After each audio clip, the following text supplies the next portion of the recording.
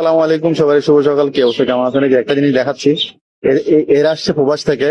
ওখানেও গাধার মতো খাটনি খাটে, দেশে আসার পরও কষ্ট করে এখানে এসে আবার দাঁড়ায় থাকে। যারা তাদেরকে রিসিভ করতে আসবে তারা নবাবজাদারা, সলিমুল্লারা এখান থেকে এখানে আসতে পারে না। তাদেরকে নিয়ে যাইতে কে, তোরা যদি 2-3 ঘন্টা আগে বইতে পাস বা 2 ঘন্টা আগে বইতে তোরা কেউ হরানে। হ্যাঁ, ইতারা এটাও কষ্ট করে, তোরার লাই দামি দামি ফোন আনে, মোবাইল আনে, দামি দামি হস্ত আনে। আর তোরা এরপরে তারা আনি এডে তোরা হইতে সকালবেলা যায়, তোরা হারাই দেয় বিহার আইলে মতো আর লই গাড়ি লই রওনা দিবি। তারা 1-2 ঘন্টা ধরে হারাইলি গোড়াটা লাই তজাকা ছিল, হতা বুঝিও গোড়াটা লাই তার অজাকা ছিল। এই এন্ডাই যদি আবার হারাই থাকে জার্নি করে, এডও হাম করে, গাদার মতো খাটনি করে, তোমরা আসলে আকল হবে বুঝে।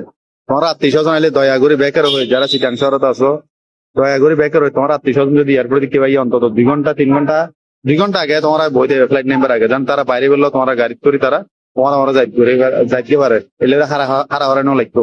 আর যারা ঢাকার বাইরে আমার ভিডিওটা দেখবেন, আপনার যদি প্রবাসী কোনো ভাই ব্রাদার বা বন্ধু বান্ধব মা বাবা আসে, অন্তত 2 ঘন্টা আগে এয়ারপোর্টে এসে আপনারা হাজিরে থাকবেন। সবাই ভালো থাকবেন, সুস্থ থাকবেন, ভালো থাকবেন। পেজটা চ্যানেলে সাবস্ক্রাইব করে রাখবেন। আল্লাহ হাফেজ।